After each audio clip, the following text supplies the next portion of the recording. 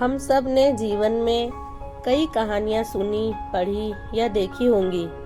इनमें से कुछ कहानियाँ ऐसी होती है जो हमारे मन पर गहरी छाप छोड़ जाती है।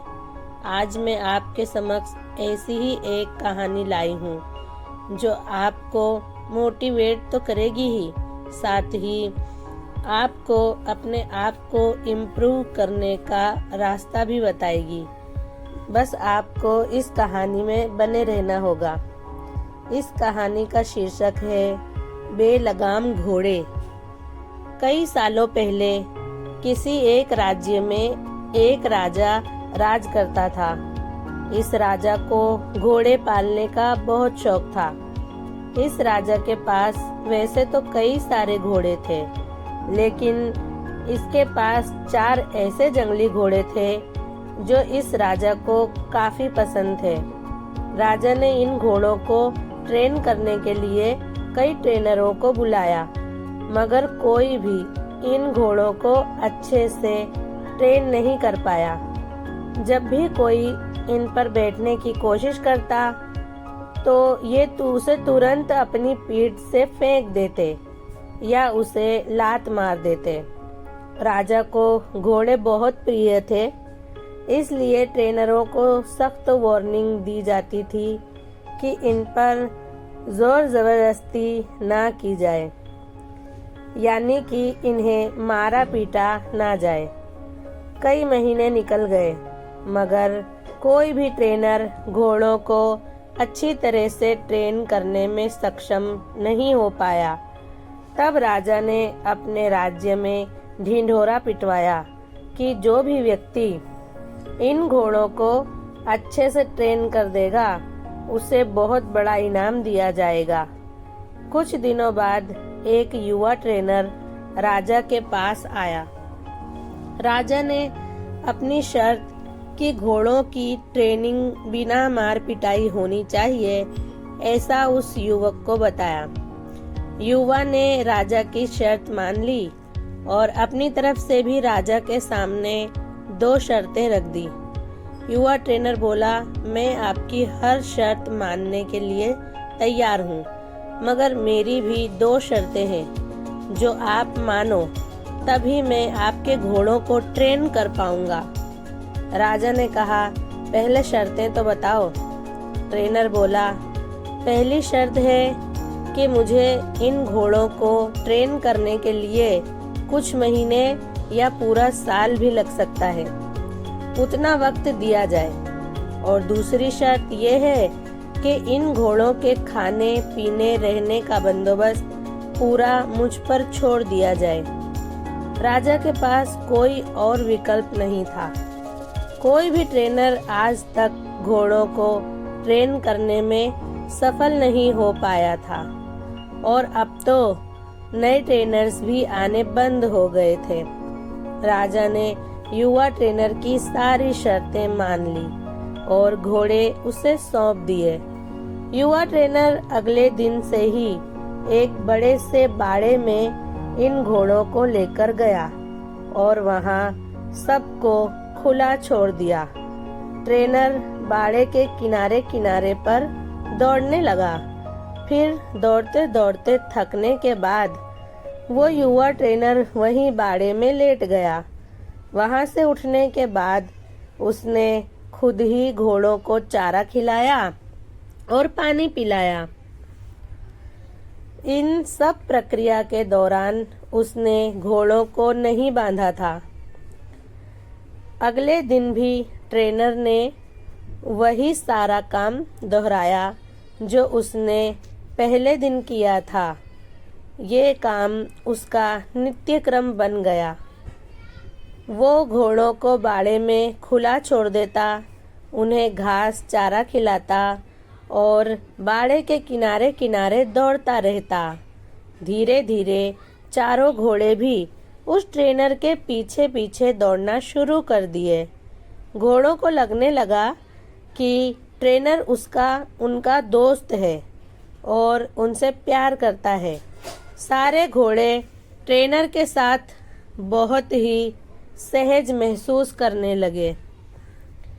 कुछ महीने बीतने के बाद एक दिन राजा अपने घोड़ों की खबर लेने के लिए और ये देखने के लिए कि ट्रेनिंग कैसी चल रही है बाड़े में आया। राजा ये देखकर खुश हो गया कि सारे घोड़े ट्रेनर के पीछे पीछे दौड़ रहे थे। राजा को अब यकीन हो गया कि ये ट्रेनर ही उसके घोड़ों को ट्रेन कर सकता है। राजा खुशी खुशी वहाँ से चला गया। देखते ही देखते 1 साल बीत गया। तब जाकर युवा ट्रेनर ने राजा को संदेशा भिजवाया कि घोड़े पूरी तरह ट्रेन हो चुके हैं, सो राजा एक बार आकर देख ले। राजा की हाजिरी में युवा ट्रेनर ने एक के बाद एक सभी घोड़ों की सवारी की और उन्हें मनचाही जगह पर ले जाकर दिखाया। राजा ये देखकर बहुत खुश हो गया। राजा ने युवा ट्रेनर से पूछा कि मुझे तुम बताओ कि तुमने ये कैसे किया। युवा ट्रेनर ने राजा को सारी बात समझाते हुए कहा, मैंने सबसे पहले इन घोड़ों को अपनापन महसूस कराया। इनके साथ रहकर मैंने इनको आज़ाद करके ये जताया कि मैं इनका दोस्त हूँ और मैं इनसे प्यार करता हूँ। फिर मैंने इनको खाना और पानी देकर उनके करीब जाने की कोशिश की और इनके साथ खेलकर इन्हें सिखाने की कोशिश की। इस तरह धीरे धीरे ये मुझे अपने करीब आने देने लगे, अपनी पीठ पर बैठने देते और फिर एक दिन ऐसा भी आया जब मुझे ये पीठ पर बिठाकर दौड़ने लगे। राजा ने युवा ट्रेनर की समझदारी की प्रशंसा की।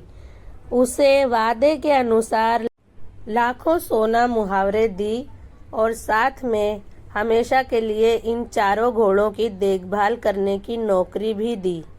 दोस्तों, कहानी तो बहुत ही मज़ेदार और रोचक है, मगर इसका जो सारांश है बहुत ही गहरा है। अगर मनुष्य के जीवन के साथ इन चारों घोड़ों की तुलना की जाए तो ये 4 घोड़े होंगे चिंता, गुस्सा, घमंड और लालच। और मनुष्य की बुद्धि को हम युवा ट्रेनर की तरह देख सकते हैं।